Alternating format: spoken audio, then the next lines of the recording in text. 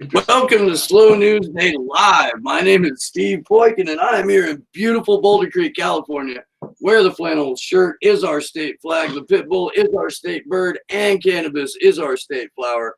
I am joined by my good friend Jason Carney, who is suffering through migraine and my introduction once again. Jason, what's up, brother? How you doing? The fact that you brought up intersectional fascism, and I was trying really hard to be quiet there. I read it as soon as you started talking, and we went live. That was unfair, man. That was unfair. I coined this phrase, intersectional fascism, a while ago, not super long ago, but a little while ago. And I'm hoping it takes off. Like, I'm hoping of nothing else. Like it's one of my now 2 ideas for t-shirt ideas is someone with like a wine glass or a mimosa glass in one hand and support intersectional fascism on a sign, protest sign with the other, like fuck pussy hat or something, And for the record, there's a difference between intersectional feminism. There's a huge difference between intersectional feminism and then you have the fascists. And actually, man, while we're on, since you went directly there, man, maybe we can talk about this for a second, because it's something that is near and dear to my heart, or at least the exposing of it and what it is. Let me boom kick up the first tweet that I saw that made me want to bring the phrase intersectional fascism back out into the public discourse. And it's a tweet from Elizabeth Warren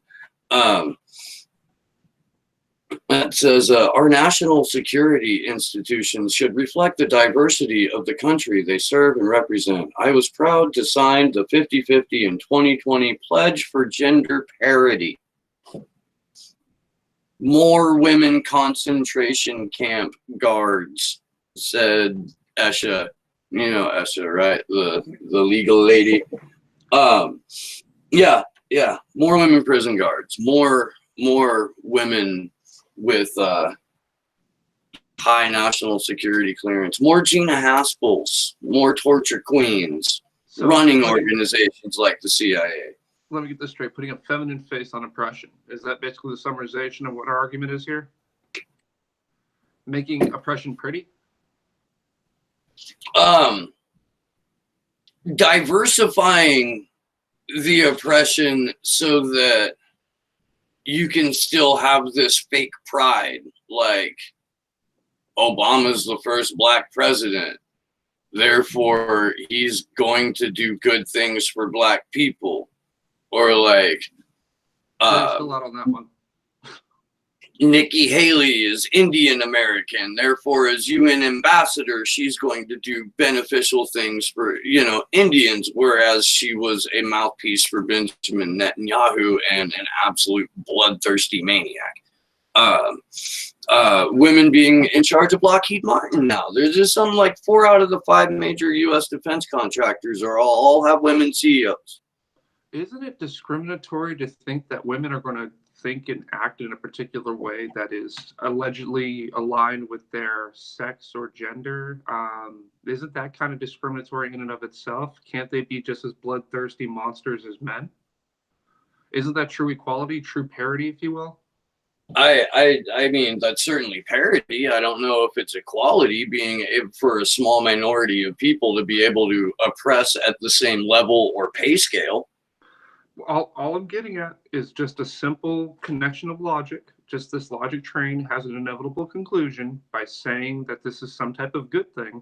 You're saying that women are not inherently capable, as men are, of being bloodthirsty monsters, greedy, and all-consuming. And I think history bears totally that discriminatory. It's I have a migraine. I guess it's next level identity politics. So yeah, it could be you could certainly consider that discriminatory.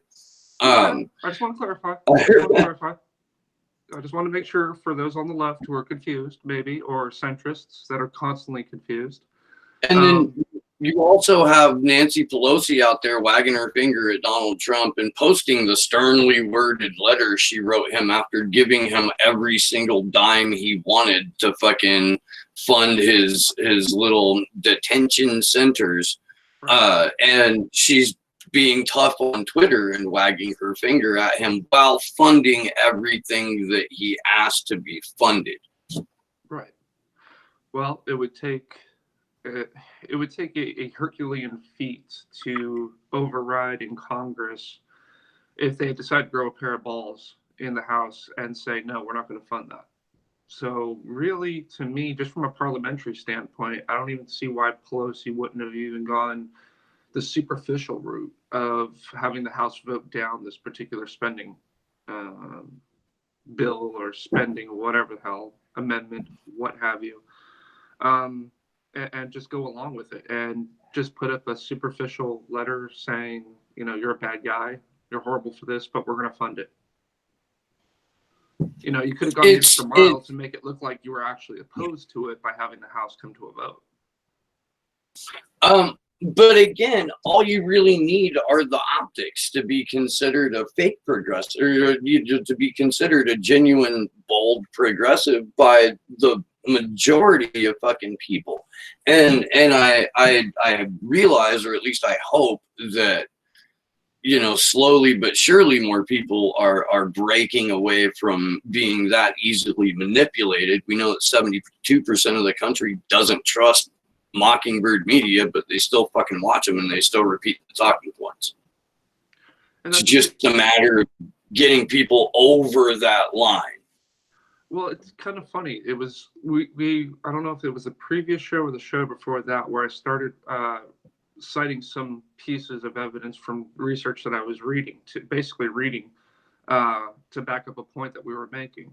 And he said something really, really poignant and true, but sad, that by me reading off the evidence that I found, we would lose a portion of the audience. They would become bored and they'd find something else to do. So for me, I kind of reshift the focus back on the American people.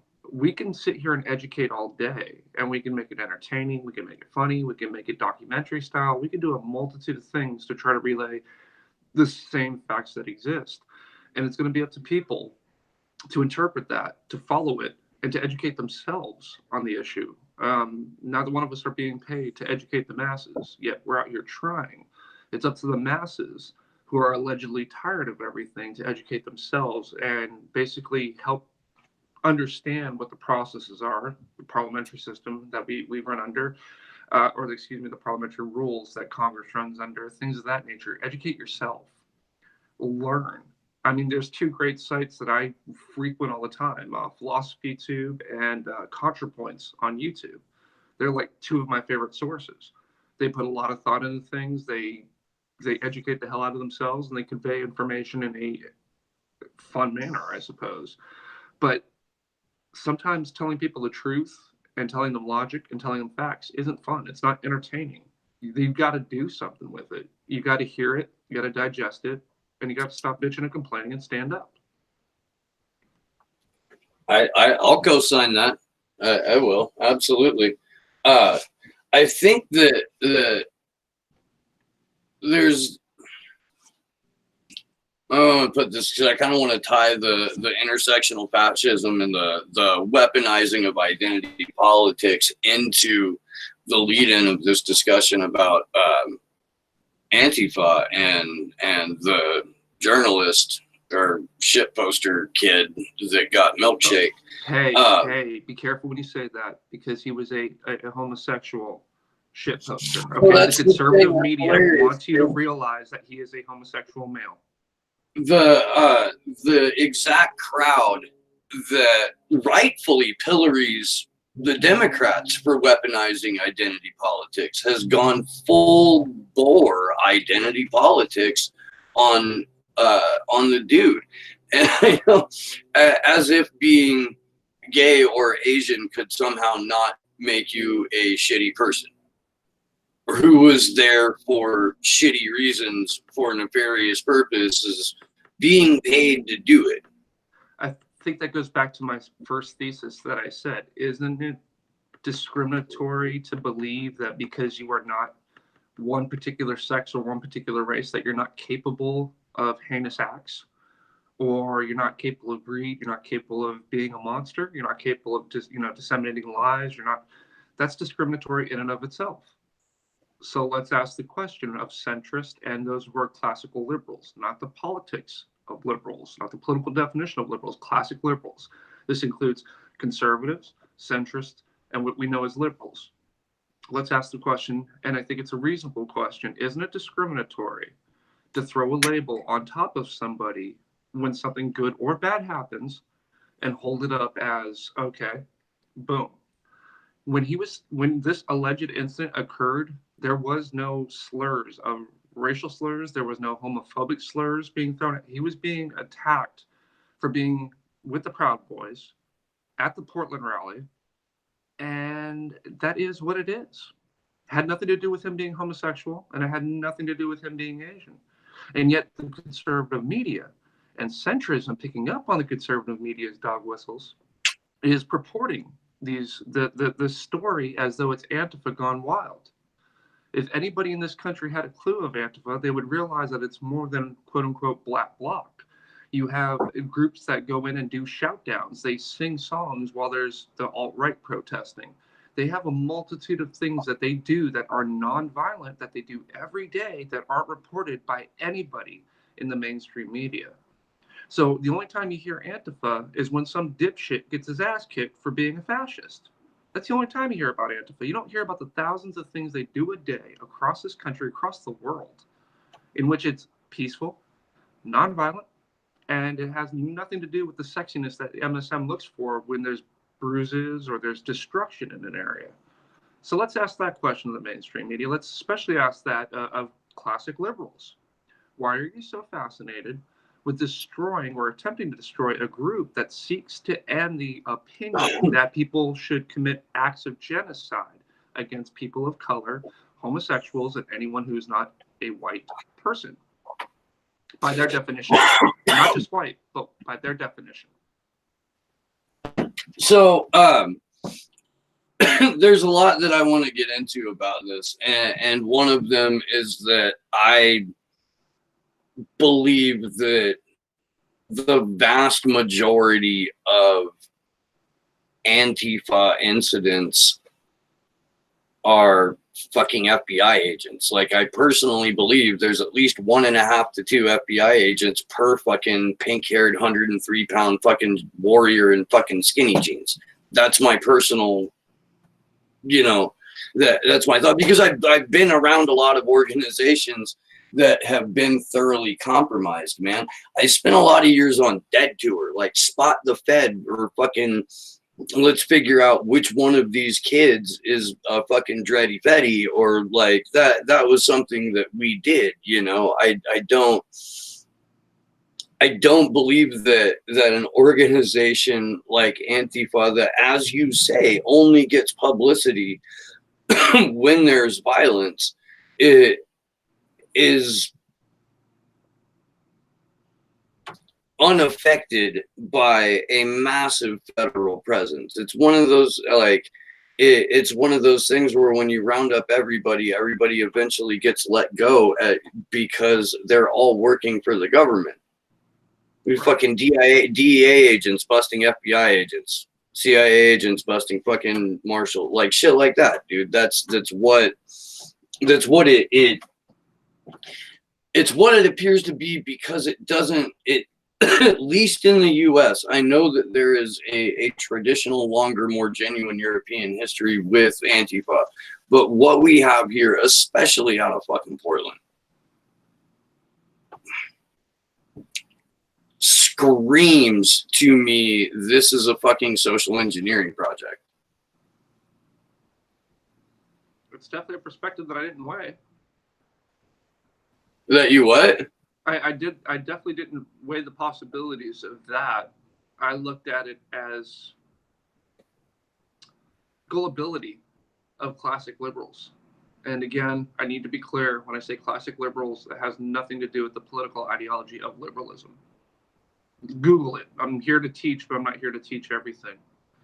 Classic liberalism dictates freedom of speech, the marketplace of ideas, people coming in and being able to say what they need to say and let the truth, drown out any stupidity. That logic and reason will dictate how society sees the world.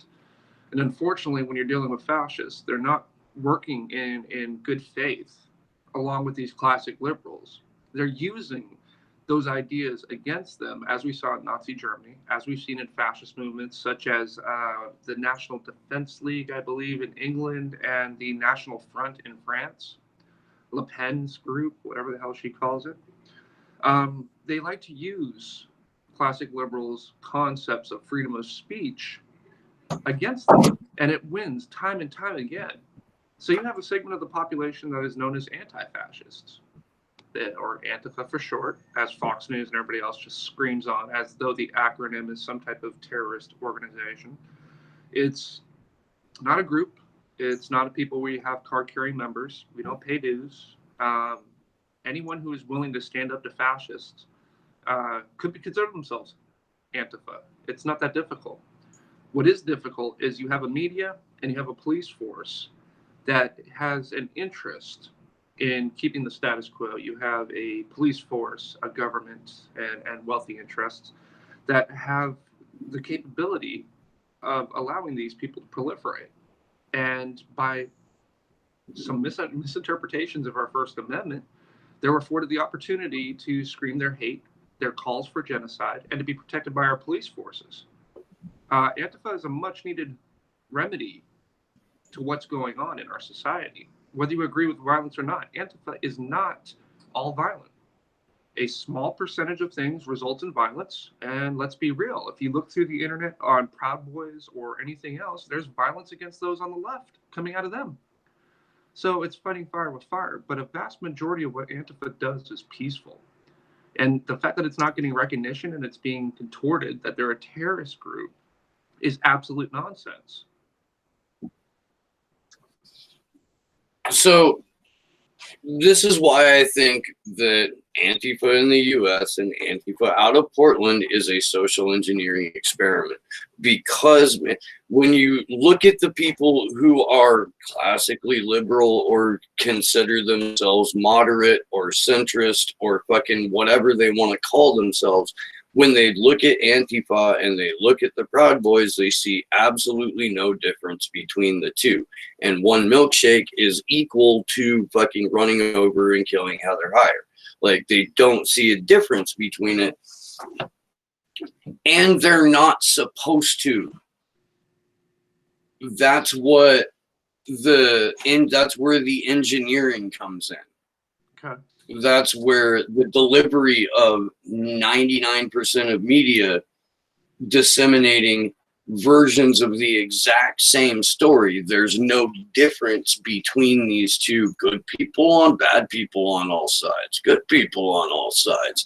All that shit. All it does is fucking muddy the waters of discourse and makes it even more difficult to separate fact from folklore when you're talking to regular people.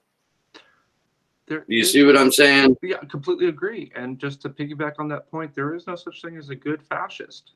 When fascism's end result is genocide of anyone who is not a white nationalist, who is not considered pure white, how is there a good member of that group? You can't have a good fascist. There's no such thing as a good fascist. If you understand what fascism is, instead of people just throwing the moniker at people who are conservative or centrist or things of that nature, or display a fascist position or something of that nature, people don't even know what fascism is. It's hard to pin down. It's been studied a lot, but at the end of the day, there's who was that who came up with was it 14 points, 15 points of fascism? I mean, it's a frigging meme, people. You can gain access to it and pretty much start figuring out what fascism is. You can make some serious conclusions from those points. And at the end of the day, a fascist's true goal is the elimination of people they consider inferior. And that's all of us. It doesn't, and it especially goes toward people of color. It goes toward Jews. It goes toward women. It goes to women who aren't pure white. Let me walk that one back. It goes back to those who have disabilities, who those are LGBTQ. There is no good fascist. So Donald Trump standing up and saying that, and any other ass clown trying to say that there's good people on both sides is not stupid. They're just straight up lying to you. There's no such thing as a fascist. And here's the thing, man, and we've talked about this before. A certain segment of the population, no matter what country you're in, loves an authoritarian. Right. They feel safe, they feel secure, and they are members of whatever authoritarian party that may be. No matter how fascist the ideology behind it, no matter how brutal, bloodthirsty, what have you, they're safe, they're protected, their interests are secure. So, I mean, unless you're advocating like broadband extermination of roughly a third of the populace of every country, or somehow manipulating genetically the fucking gene that goes towards authoritarianism, I don't know. I really don't. Like, people want to be led. There's a certain kind of person that wants to be led. And I don't know, other than presenting a better and more successful option, short of some creepy sci-fi shit, what you're going to do to get that out of people. Well, throughout history, human history, societal norms have pretty much dictated how people think, act, and feel. During the 1800s, it was okay to own a slave. But midway through that, through beating the hell out of the South and beating it out of the South, and those who supported slavery, it eventually became something that was disgusting and vile. Yeah, it took a long time And for us to get to that changed point. the metrics on and haven't. We changed the metrics on slavery. You can't own a person anymore, but you can own their debt. You can own their fucking. I mean, what we did was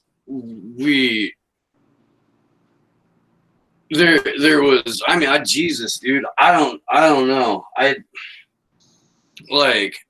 don't believe for a moment that slavery went away. I just think we changed the metrics on it and made it easier and more profitable for fucking as a global industry. Like, there are still open slave markets. We helped make one in Libya. I don't disagree. Human trafficking is still a pretty big fucking thing. Child trafficking is still a pretty big fucking thing. Like, there's I mean, I get what you're trying to say. I do. Like, here's the point, though. You're 100% right. But like abolitionists back then, it's up to us today to go after those specific things and try to further end slavery. You said the metrics have changed. I don't disagree. It's up for us to follow the metrics, see what the bullshit is, and go after the bullshit and make that eliminated. And when they try to switch shit up again, we go after that in that particular manner. People are always going to try to pull their bullshit. It's up to us to call them out on that bullshit and end that bullshit. As long as we acquiesce and allow, we're essentially aiding and abetting in this bullshit. You know, it's up to us to put a stop to it, to make it known, and to educate the masses on what versions of bullshit that are trying to be peddled by these different groups. Okay, fair enough.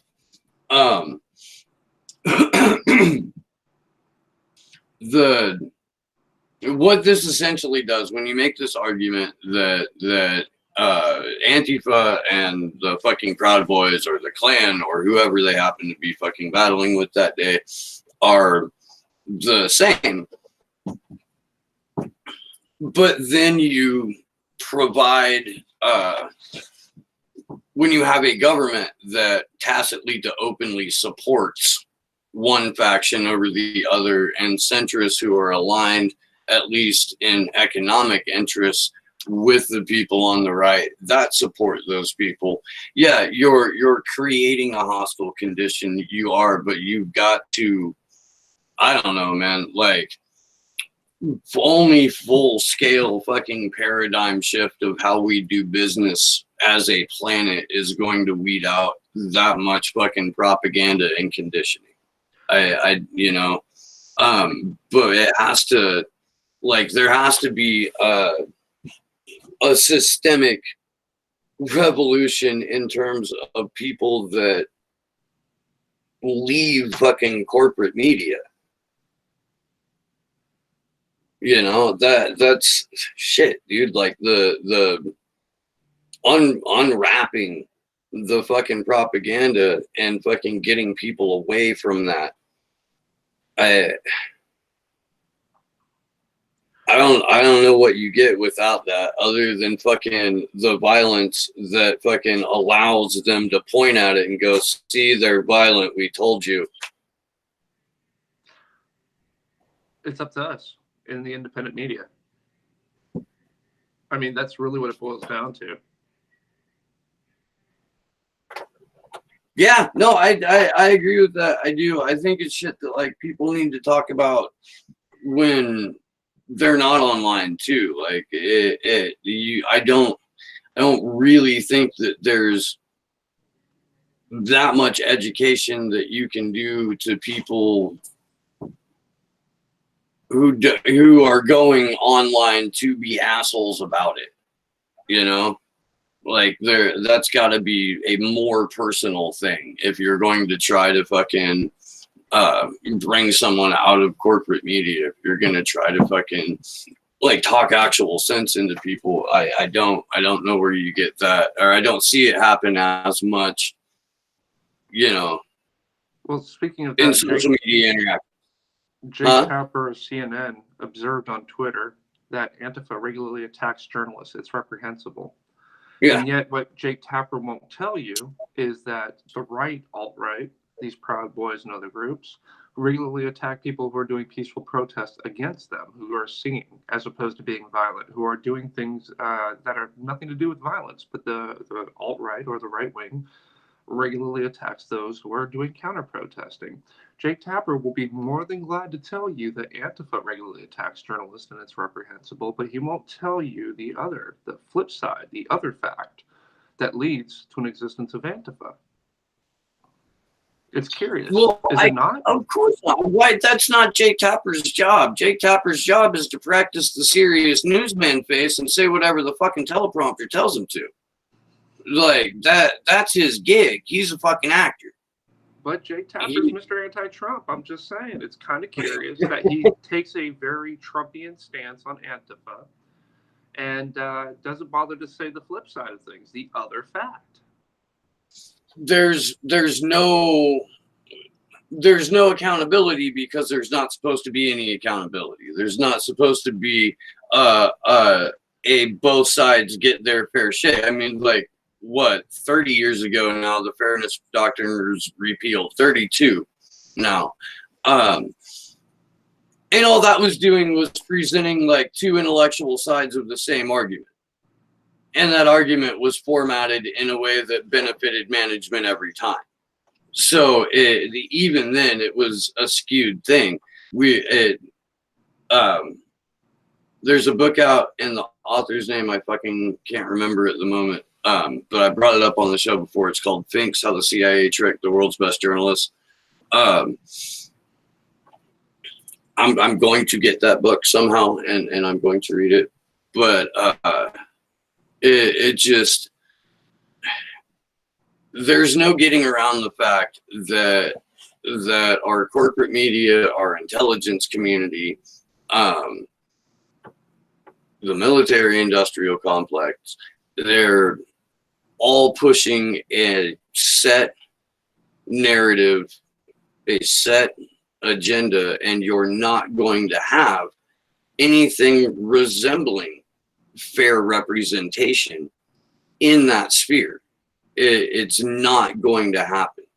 But by giving at all. allegedly by giving fascists a platform to speak from, such as CNN, MSNBC, or Fox News, you're making it fair because everything is quote unquote liberal. So it's nonsense either way.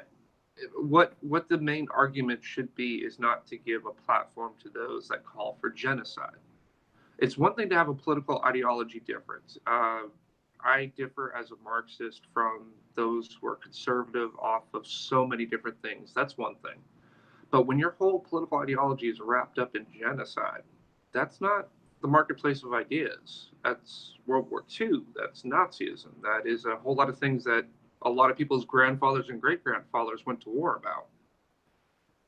And there's still probably people that will tell you that Mussolini made the trains run on time, and that was good enough, you know? Then what's the argument with Joe Stalin amongst these people?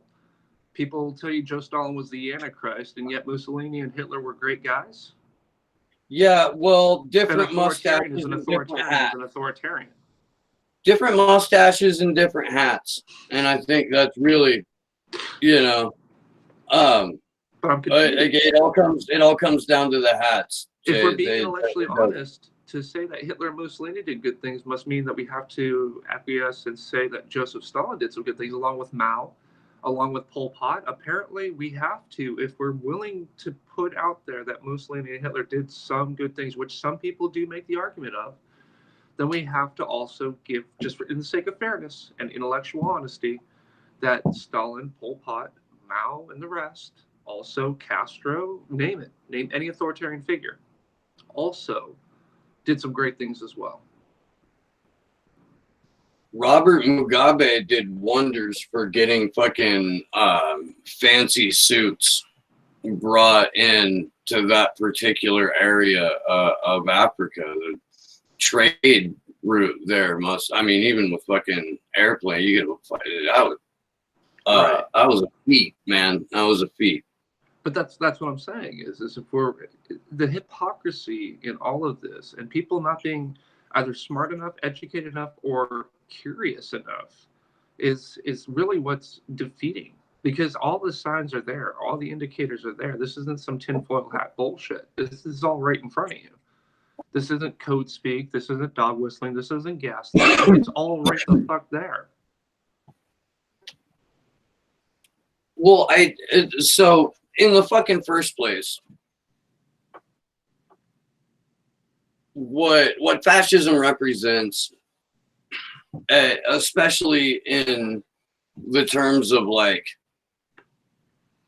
American alt-right, whatever, white nationalists, whatever you want to fucking, however you want to, state types, yeah, sure, values, identity Europa, those guys.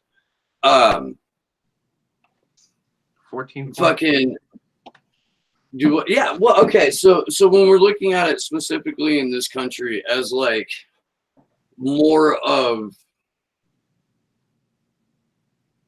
fascism along the lines of like Hitler's racial purity, right? Which is weird. Top 5 right now. God, go for it. Right now applies to us. I mean, I'm not gonna die. I've been calling this place a fucking fascist country since I was fucking old enough to listen to the dead Kennedys. And you were right the whole time. Yeah. I mean, you were right the whole time. You're not gonna get an argument from me. Because there's 14 points that any moron can look up right now and associate with what's going on in front of them. It doesn't take someone who's an intellectual dynamo to put the connection together that, oh, fascism and our current government. Okay, let me take a look. And you don't need to have a bachelor's of arts in political science. You don't need to have a master's or a PhD to figure it out. I'm telling people, you got the 14 points. There's 2 great hilarious YouTube, 14 channels. Points too. Hilarious, by the way. Hilarious that it's 14 points. Does that on purpose to, like, counter the 14 words? 14 words, yeah, I love it. But there's Philosophy Tube and ContraPoints on YouTube in case you don't want to read, in case you can't be bothered to read. You can have someone who has done extensive research and relay in an entertaining way that'll make you think. At the end of the day, there's no excuse. This isn't conspiracy theory. There's been a lot of study that has gone into identifying fascism so that you don't repeat fascism. And now that equating Antifa with the quote unquote, as Trump called it, the alt left, trying to give it equal footing with the alt right, it's nonsense. There's no alt left. There's no, I can't. Well, again, there is an alt left, and the alt left, as it exists in America, is a fucking farce, dude. It's a goddamn constructed fucking piece of social engineering. It's there to manufacture confusion. And boys are doing because there are people that will claim that mantle, alt left. Goddamn right, I'm alt left, and fucking they'll spout these fucking incredibly divisive, absolutely fucking totally easy to blow out of the water with any kind of a decent argument fucking points, and that's manufactured confusion. I'm a member of the left, not the extreme left, not the alt left, not any other type of qualifier before left. I'm a member of the left. I'm a Marxist. I'm very public with that. I'm a very huge supporter of Antifa, huge supporter. And I don't try to make the argument of anything other than facts. And again, as we're discussing, I'm glad you brought this topic up. I'm talking, I don't want to bring the person into this or their family, but I was talking with someone who saw my Facebook for the first time, and it has the whole, the Blue Lives Matters flag. Black and white, and has that blue line, and then you strip it. And then you peel it back and it's a Nazi flag. Yeah. A member of their family found that quote unquote offensive, and I started probing into it as to why. Why would you find that offensive? And making the correlation that people who make the argument white lives matters or blue lives matters are mostly suckered into the argument that cops are good people. Why are we picking on them? Not talking about the cultural and institutional racism that goes into our police force, not into the need for nationalization if we need this police force, not the multitude of issues that goes into policing across the country, stop and frisk, racial profiling, and just an absurd amount that's wrong with our police forces. They want to look at it in their naivety or in their sincere belief that we're just picking on cops. This is someone I'm talking to, member of the family. So it struck me yesterday that I needed to start talking about this a little bit more. And then you hit me up talking about, Andrew or Jonathan and Go, whatever the hell his name is. And I start reading into that, and I see the disinformation and the pushing of the homosexual Asian narrative, even though there wasn't a racial or homophobic slur, and none of it was instigated by the fact that he was Asian or homosexual. It was the fact that he was associated with the Proud Boys. That is what pushed Antifa, and yet it's being spun as Antifa's anti-free speech, that they are racists, that they are now homophobes, and that they're here to destroy America. And the centrists, the classic liberals, whether it be the Wall Street Journal, CNN, MSNBC, Fox News, what have you, will pick this up in a heartbeat and run with it without doing an ounce of research. It's curious. So sadly, it's up to us with people who don't have the money, people who don't have the resources, people who don't have the reach of these mainstream morons, to try to dispel the bullshit that they're constantly putting out on a 24-hour, 7-day-a-week, 365-day period. Shit gets tiring, bro. Yeah. I don't disagree. Which is why I will continue to advocate for general strikes and violating Taft-Hartley. Ro Khanna, by the way, put out a tweet where he called out the Taft-Hartley Act of 1947, I believe, maybe 48. And 48 maybe went into effect. But what it did is it criminalized. It made illegal general strikes. You could no longer strike in support of another organization striking. You couldn't, as people come together and Roe brought it into the conversation is like, oh, it's bad that union membership has dropped since this thing happened, and that was it. And he put up a cute little graph, fucking of what had happened, and fucking no mention of strikes whatsoever. One of the first things the Nazis went after was the trade unions. That was before the socialists. That was before the Jews. The first thing they went after was the trade unions. And if anybody who worth their salt has done a single day in third grade civics, they'd realize that's because trade unions were associated with Marxism and the protection of workers. And the Nazis felt as though this is a bad thing. Fascists hate Marxism. They hate communists. They hate socialists. They hate anybody who's not a fascist. And so they went after the trade unions first.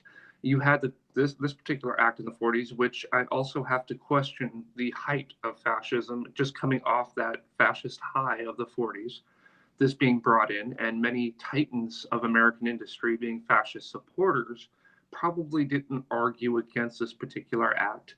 And then the ushering in of the slow chipping away of the American worker up until Ronald Reagan just basically decided to drop the hammer with the airline bullshit unions strike, and you'll have to forgive me, air traffic controller strike. There we go. In the 80s, and Clinton helping to further cement unions' fall from grace and the protection of the American worker with his bullshit in the 90s. According to Chomsky, the last thing the Democratic Party did for the American worker was a bill in 1940 or 1978 that Jimmy Carter gutted so badly that it became voluntary for states to implement. You know what, though? He was a peanut farmer, and he reported it, and he recused himself as a peanut farmer. So Jimmy Carter's a fucking good guy. You take that back.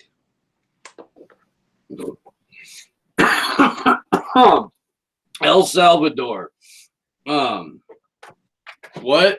No, I don't disagree with you whatsoever. I'm just trying to give you the centrist argument.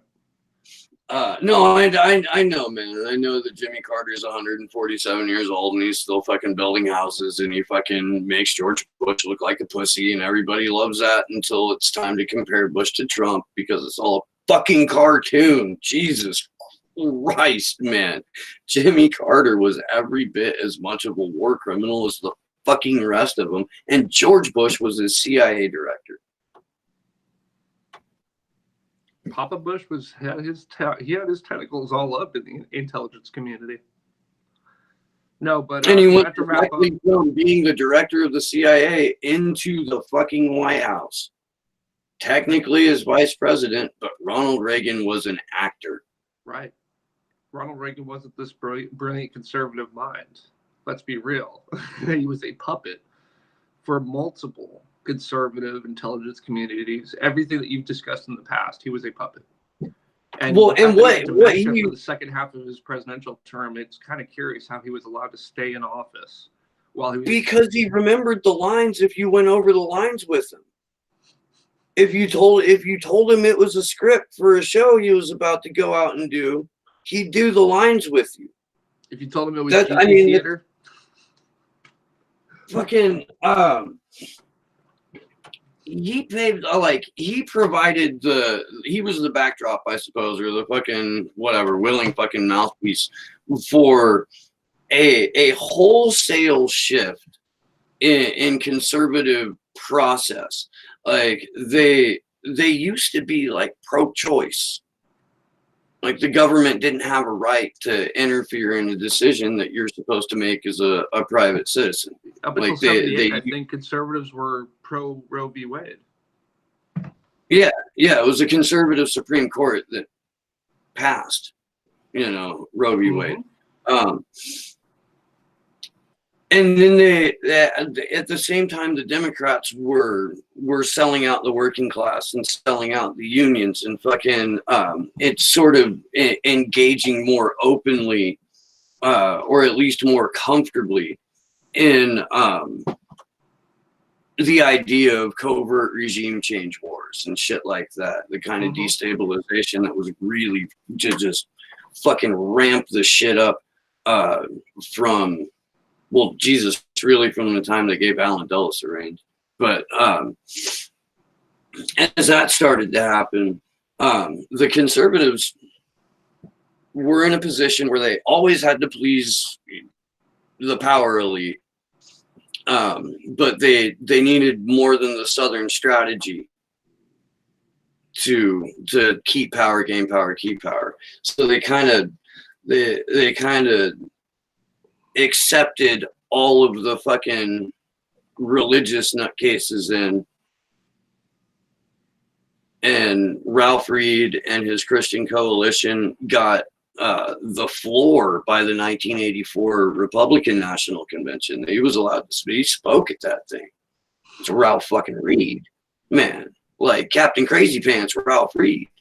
And they were allowed to distribute voter guides and shit like that. And they wrapped themselves around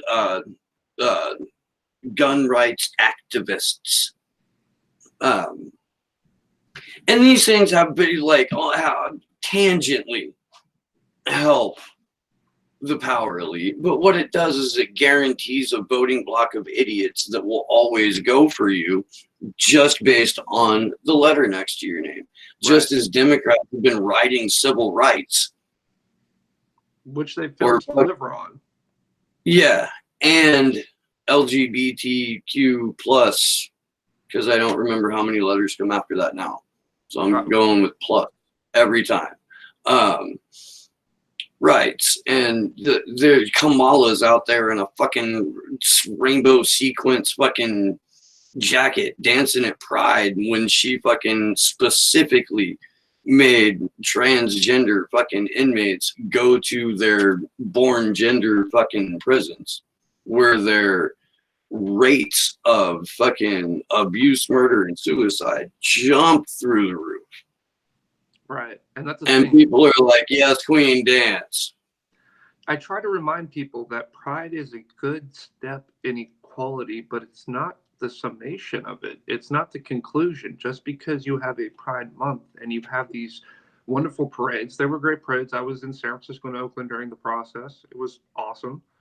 But at the end of the day, that is just a parade. These people are still being vilified. As you said, those Manning, for example, was denied the medical treatment needed to deal with her problems. Those who are transgendered in our prison systems aren't afforded the opportunity. There's a multitude of things still facing the LGBTQ plus community. It's not done. Just because there's a parade and people are dancing around and happy, that doesn't mean everything's okay. And when it comes to race relations, just because Barack Obama was elected president doesn't mean this is a post-racist society. And when it comes to, small concessions for the working man, that doesn't mean that the worker's struggle is over. The American people need to wake up to this very simple idea that they'll feed you a little bit to shut you up. There's a lot more work to do in all these communities. There's a lot more work to do overall for every American. Equality is nowhere closer today than it was in the 1950s. Go back to the 1850s. Go back to the 1750s. Again, the metrics changed. Your oppression comes in different forms. And I absolutely love the parades. I love the fact that there's Pride Month, but that doesn't mean that the fight is over on that front. It just because there's a African American month and a Latino month, that doesn't mean racism is over. Help me understand where we're supposed to all be like, oh, well, we did a good job. Work's done. I'm good to go. Well, because there's this institutional security that's been created out of all of that, and if you can get within that bubble, you pretty much have it made. So your ability to rest on your laurels becomes much, much, much greater. And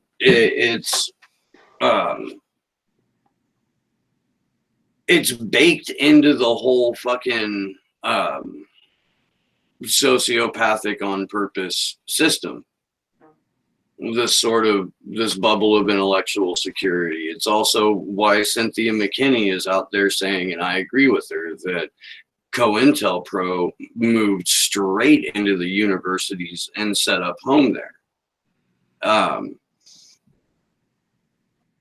There's an industry based on churning out fucking tone deaf elites. And those are the people that manufactured consent. Those are the people that are now manufacturing confusion. Those are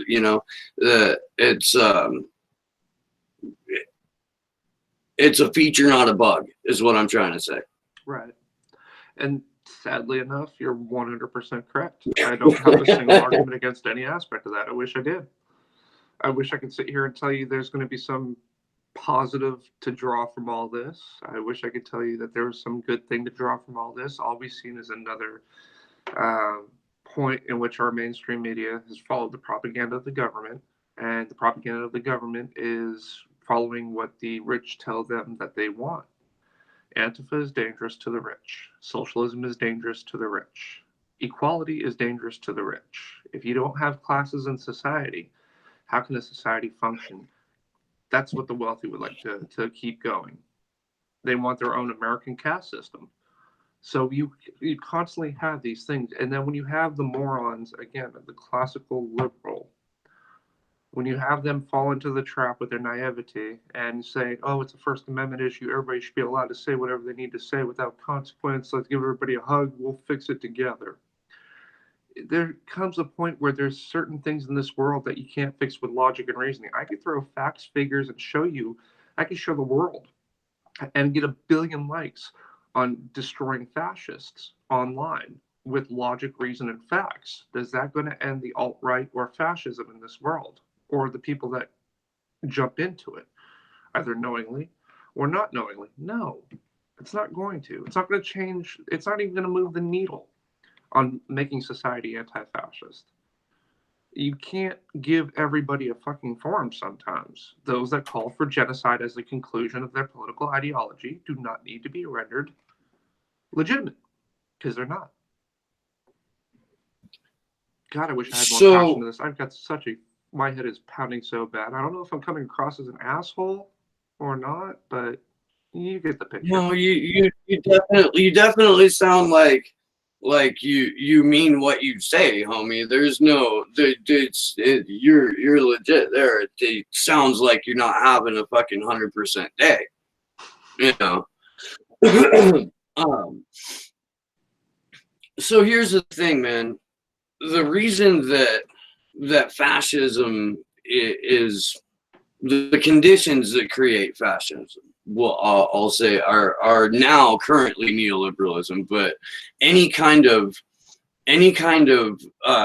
system that has changed the metrics on their slavery from owning people to owning their debt. Mm-hmm. And if you can convince the middle class that debt slavery is a sign of success, then you have essentially created a platform for fascism to thrive. They put on their own chains. Yeah. Did I don't know if did that make sense? Perfectly. I think you summarize it with they put on their own chains. If a sign of success is how deeply you are into your own slavery, then you're putting on your own chains. You're doing it with a smile on your face and as though you've accomplished something good.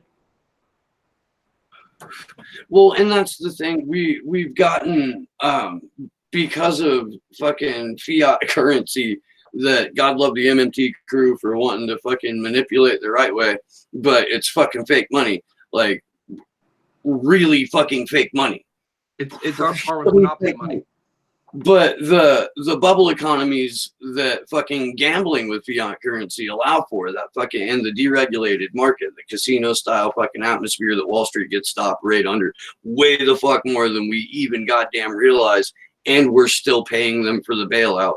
I think $16.9 trillion was the official total of what we paid out during the fucking $7 billion bailout, or $700 billion bailout. Right. More than double that. At any rate, wow, fuck, I derailed myself. Do we have any comments? There's got a couple of people that, or Chris Walker just joined. There's fucking having like a side conversation about a super religious group inside the Beltway, and I think it's Promise Keepers. Do you know who I'm talking about? No. Okay. there's an organization called Promise Keepers that is a group of, and I don't know if they include women at this point, but when I became aware of them, I believe it was men only, who were dedicated, quote unquote, brothers and soldiers of Christ. Okay. And these guys basically took over all kinds of key positions within the deep state, within the permanent intelligence state, within the unelected state, whatever you want to fucking call that shit. But like John Ashcroft, remember that guy? Oh, how can we forget? Who fucking got to cover the titty on justice. Do you know who John Ashcroft's attorney or assistant attorney was? Oh, I don't know. After it was so Gonzalez became, but he wasn't the assistant. His assistant was a guy named James Comey. Oh, Jesus. Yeah. Ed Meese was a promise keeper. Like, there's all these, they're fucking, these guys are all fucking promising. They all started to gain prominence and get these positions through that organization. Like, it was a fraternity, but a super evangelical fraternity that self-promoted within, and, you know, almost Masonic in structure. It sounds like shit. And those people are all in Trump's administration right now. Like, it's not like Jim Comey was the last fucking promise keeper at the FBI. Right. And these guys are open about, like, when you read their shit, or if you fucking go to their, like, LinkedIn, I believe is where they drop that shit specifically, because it's one of those things that gets you a leg up. But they're open about it because it's a fucking, you know, like, you know, fucking religious society. Yeah. Well, I'm gonna go bury my head in a pillow here in 5 minutes. But wow, is pretty much my summation of that story time with Steve. That wow. And again, this you know, this proliferated and became a thing with that giant shift in focus on what your base is going to be that the Republicans did in terms of giving up on states' rights or fucking personal freedom or privacy and shit like that in favor of evangelical Christians. And that's why there's at least in the advertising, so much of a crossover between militarism and religion. Odd how that's how fascism kind of works too. Yeah, absolutely. Curious. Absolutely. So, I mean, again, if you're going to look at it as I do, as a social engineering experiment, as something that has been, you know, basically written into the code in terms of how we run this country and what the agenda of the people that run this country truly is, it's a natural progression, and groups like Antifa are necessary for that to work. 100% baked into the equation. And I don't want to delegitimize anyone who identifies as an anti-fascist. Like, I fucking get that shit, dude. I do. I do not like fascists. I don't see why you would, but I don't like to be led. And I don't think that people should be murdered because they don't look like me. You know, Seems I mean, fair. yeah, or they love somebody of the same sex. I don't think they should be murdered for that. I don't think they should be murdered if they're gypsies or fucking trade unionists or fucking, you know, fucking socialist barbers or whatever. Like, interesting combination. Socialist barbers. I'll give you a fade and a history lesson in Marxism. Come on in. Right. Now that I've got you in the chair, I got some shit to tell you. It's like what I do at the fucking counter at the store, man. I've got you until our transaction is completed. Let me tell you about some shit. Mm-hmm. That 2-year warranty plan. How do you think I got suckered into that exact situation? Yep, I got suckered into the 2-year warranty plan, ladies and gentlemen. Let it be known. All right, I'm gonna go sucker a pillow. I hope this is informative, and I hope the bullshit ends. Those are my final thoughts. They'd be more eloquent, but my head's gonna explode. All right, brother. You guys have a wonderful night. Yeah, man. You take care. All right. I'm going to hang out for about 5 more minutes or so. If anybody has anything in particular they would like to say in the chat, now is a great time. We can see what's going on with y'all's mind. If anybody is able to corroborate what I know about the Promise Keepers, fucking cool. If not, it's a weird little organization to look into. Like, there's a bunch of fascinating little rabbit holes that you can dive into with that group.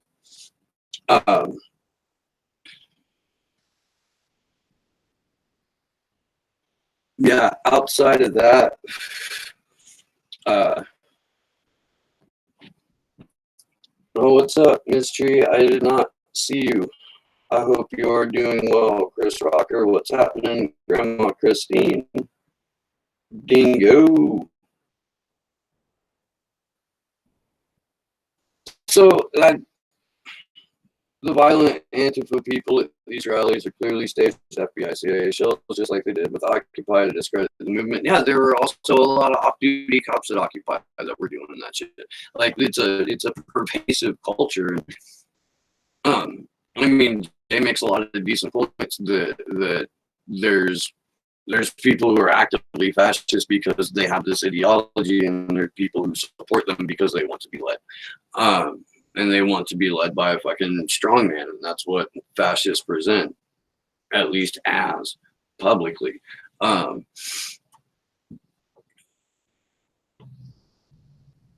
There's I mean, it's a cult.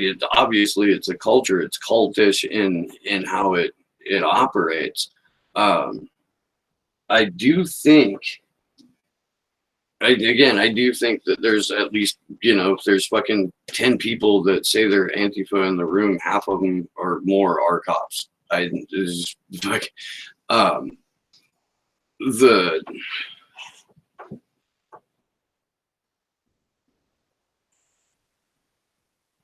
You don't get to a point in this system where fascism has become so accepted and people are so fucking numb to it or desensitized or just fucking struggling so hard they can't tell because they don't even get outside of their own fucking shit long enough to pop their head up. And when they do, all they see is fucking people in black clothing fighting people in black pants and red shirts and or white shirts or what the fuck ever.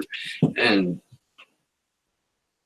the guy on the TV is telling him both of these people are bad. Well, obviously both of these people are bad. Look at them. They're fucking going after each other. What the fuck ever. I got to fucking make food for 3 or 4 or 5 people right now. And then I got to fucking go to work. Like,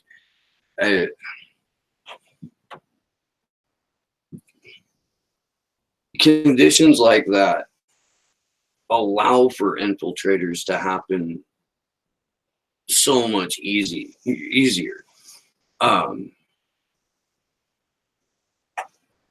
That's why if you're going to be successful as an activist or an organizer, if you want your organization or your movement to succeed, you've got to have some form of fucking rent control, because you can't activate a population that has to move every fucking 18 months or 2 years or 3 years.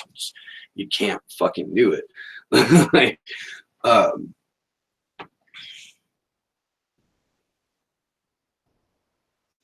yeah, I really don't know enough about the Antifa organizations in Europe. I'm sure they started for genuine fucking reasons, but again, this late in the game with organizations like Five Eyes, I'm suspect of anyone who goes to a fucking legitimate protest in order to do violence right where all the fucking cameras are, or on the closest person with the largest fucking social media platform. Like that's never going to seem legitimate to me, ever. I did. Chris Walker, you see the new hit piece on Tulsi calling her followers a cult. I did see that. It's Emma Vigeland, right? I can't remember what she was linking to. I think it was like New York Magazine or some shit like that. But you've got Emma Vigeland, TYT, serious reporter, linking to a purely establishment magazine on an outright hit piece that, like, yeah, dude, sure, fucking dad was in a weird religious cult and she grew up in that, and she appears to, for the most part, at least from what I've seen, she appears to have fucking grown up out of that. Like, it doesn't seem to be a part of her ideology in any way, shape, or form. I still have a lot of fucking things that I can't wrap my head around about her. And I know that Elizabeth Beck is right when she says you're either running for president to get assassinated or to do the fucking bidding of the ruling elites. More often than not, it looks like Tulsi might be running for the former. I don't, I mean, I'm pretty sure she doesn't want to catch a bullet, but she's saying some shit that if she says it too often and enough people start to echo it, could be very dangerous. Fucking, I don't know if you guys remember this or not, but in 2008, in like May or some shit like that, Hillary Clinton said out loud in public that she wasn't really worried about not getting the nomination yet because, Bobby Kennedy got murdered right during the California primary, right before the California primary. Things change. My husband came in and fucking grabbed the nomination from Jerry Brown at the last second. Things change. Like, that's a real thing that happened. And another real thing that happened was that Keith Olbermann did a worst person in the world segment and called her his worst person in the world for doing that, for suggesting that, like, maybe Barack Obama might catch a bullet before the fucking convention. You never know. It's not like it's not like murdering popular presidential candidates or presidents is something that we don't do. I don't know, man. I don't know what to.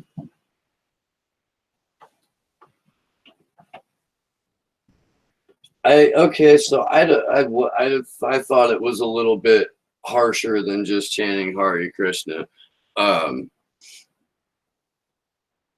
Like, I thought there was some pretty, from what I've read about it, at least I can't remember the name of the specific religious sect that she was a member of. But there's some pretty typically, like,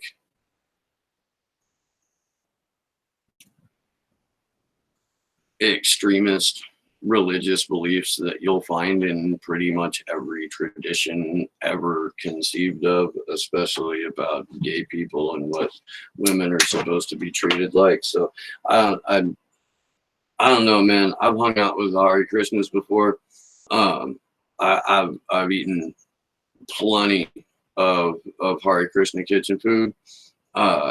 There's an ashram temple here in Santa Cruz that I visited when I was just a wee lad, a fresh little street kid. I think second time in California ever. There in the about that time, the mid '90s. You know, the Hare Krishnas are I think much less extreme than the group that her dad was a part of, that tradition that she was raised in.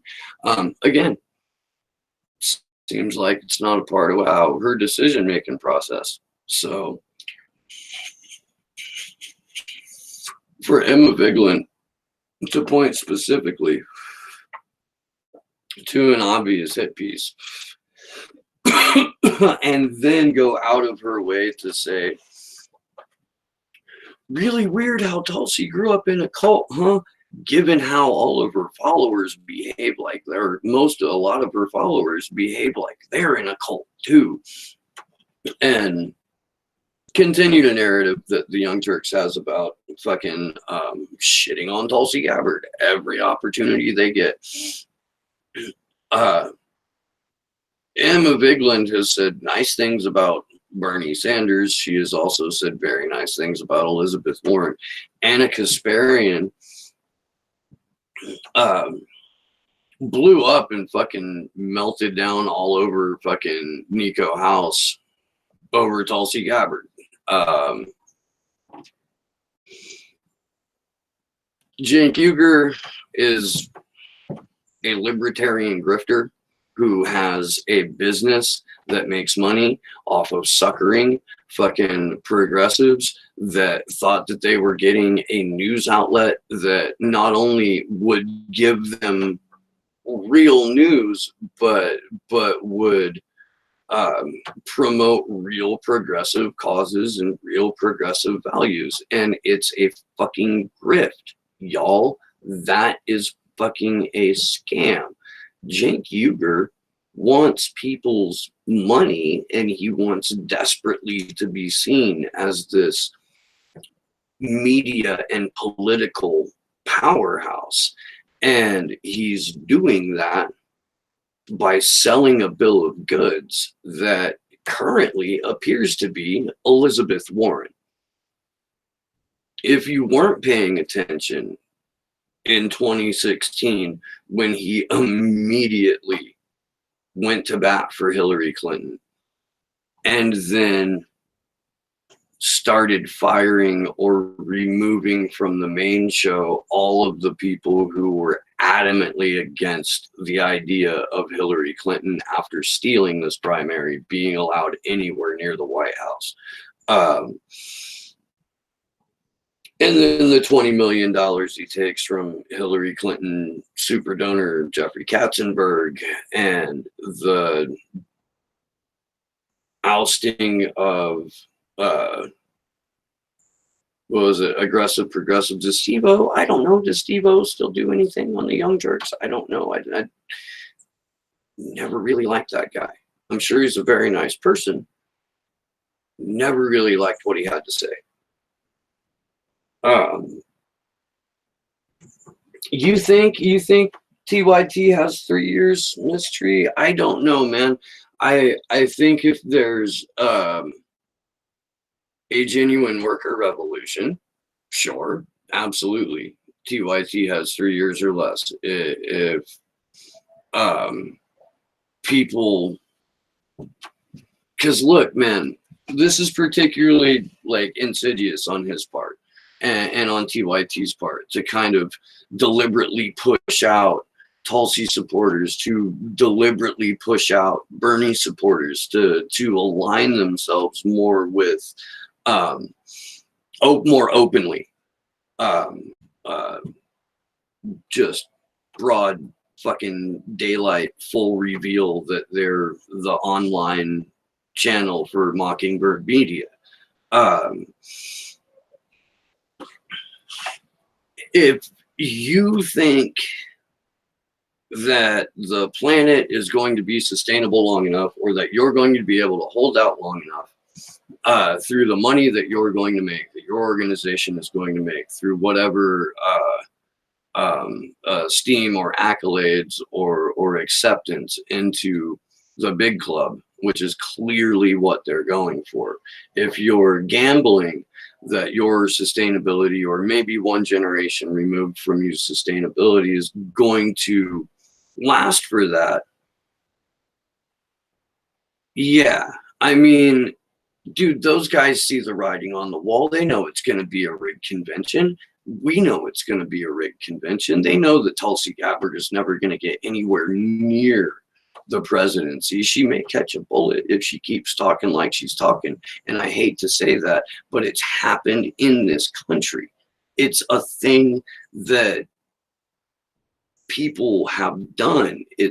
And Elizabeth Beck is not wrong when she said, you run for president to get assassinated, or you run for president to do the work of the fucking ruling elite. Bernie Sanders, if he wins, I trust him less than I do now. Because I don't see organically it happening. I don't see the primary. I don't see him being allowed to go through it clean. You know what I did see today? I saw that the Daily Kos poll came out, and Elizabeth Warren's name was on it twice. As you had like several points behind Bernie, but like 5-6 points behind Bernie, something like that.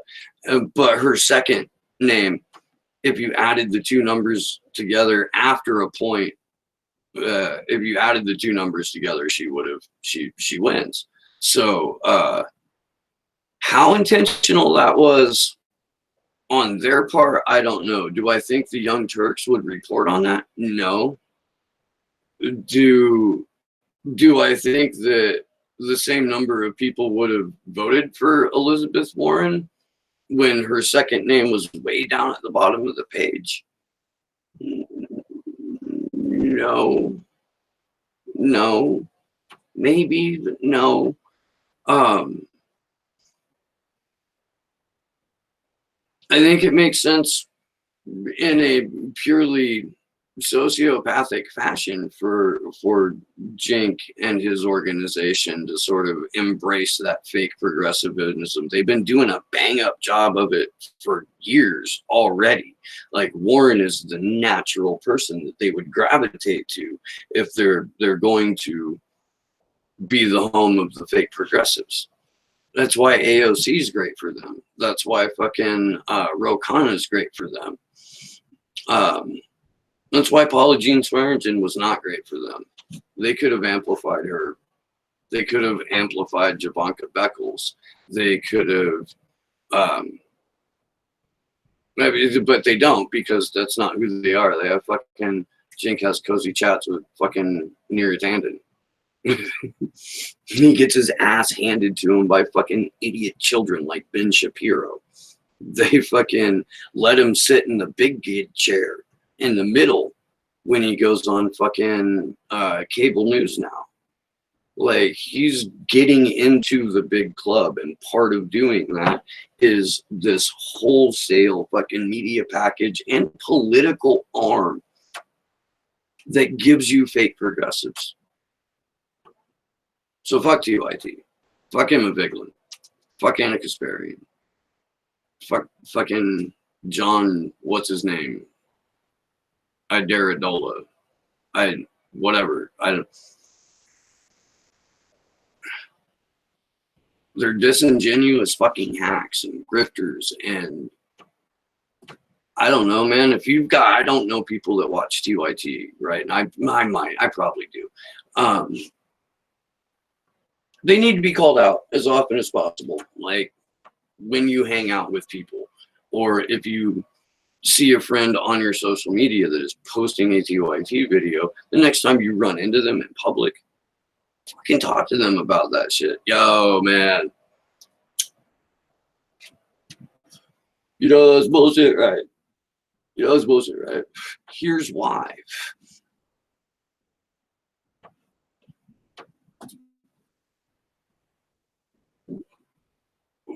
We gotta get people away from fucking Mockingbird media. I'm trying trying. I don't know. Oh yeah, no, absolutely, Mystery. That Jill, if anyone believes that Jill received as few votes as media claimed, they are delusional. I agree with that 100%. I live in fucking California, dude. We've got how many millions of votes here that weren't? Was it 7 million overall throughout the primary and the general? Weren't counted, misplaced, allocated incorrectly. Fucking we've still got Alex Padilla as our Secretary of State. I don't know how anyone could expect a free and fair election in this state with that motherfucker as Secretary of State. I mean, I'm sure Gary Johnson got more votes than he was awarded to. I don't for a moment think that Ralph Nader fell short of what he needed to get the Green Party matching federal funds. We had a guy on the show before who has a hell of a story about the Florida voting, the Florida vote in the 2000 election, and I'm not really sure if I can tell it yet because it's his story. But man, we don't have free and fair elections in this country. And Tulsi Gabbard is trying to push her election integrity bill. I don't know if it'll get anywhere. I really don't. And all hers does is it's a paper ballot or a paper ballot backup that's verified by the voter. Okay. I would like to, and this is my fault too, because I haven't read the contents of the full bill. And if anyone in the chat has, and if what I'm about to say is fucking wrong, dude, please let me know in the chat, or if you're watching later and you see it, let me know in the comments. Election integrity goes much further than voting with paper ballots. So if there aren't provisions in there that I don't know, maybe vet poll workers or fucking have outside observers monitor the election, third-party observers, people that aren't fucking affiliated with a presidential campaign or a Senate campaign or what the fuck ever.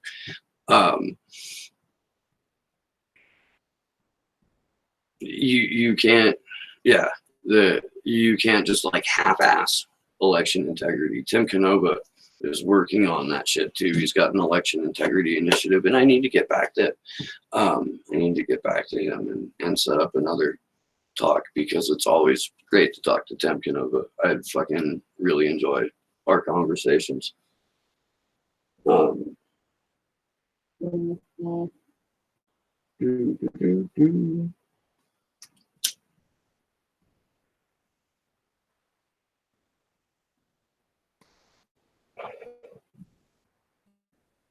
No access to voting machine tally software could be written, which auto flips the votes whenever the pre-selected is looking down. Okay. Yeah, I don't know. Like I said, I need to actually dig into the contents of her election bill and see what's in there.